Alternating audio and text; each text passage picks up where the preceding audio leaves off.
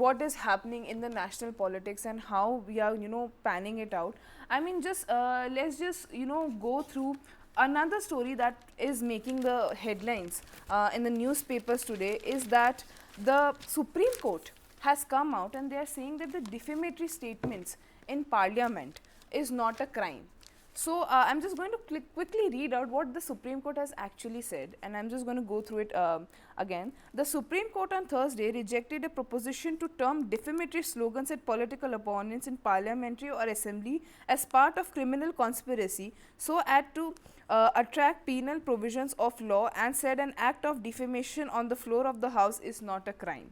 In a bid to excoriate JMM MLA Sita Soren from bribe for vote charge by arguing that she had the immunity under Article 194 of 2 of the Constitution for anything said or vote cast, in the House, senior advocate Raju Ramachandran said if an interior illegal act connected to the vote cast or speech made in the House is not immune, legislator would be hauled up for conspiracy to defame other members by making derogatory speech inside the House. So, we were just covering the Supreme Court hearing that happened yesterday as well, and the day before that, and the way the debate around whether legislative immunity should be given to the legislator, that is something that was very important, because the whole argument was why the legislators are being put above the law. Why are they being the ones that are getting constitutional immunity when there is clear proof that they took bribery, that they are involved in corruption. So the whole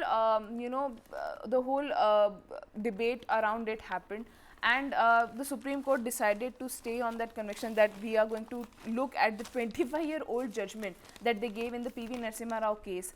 And now they have come up with a new element to it, that the defamatory statements made in the parliament cannot be held against them. So whatever they say in the House of Parliament is not going to be held against them. Adrika, what are you picking on that story?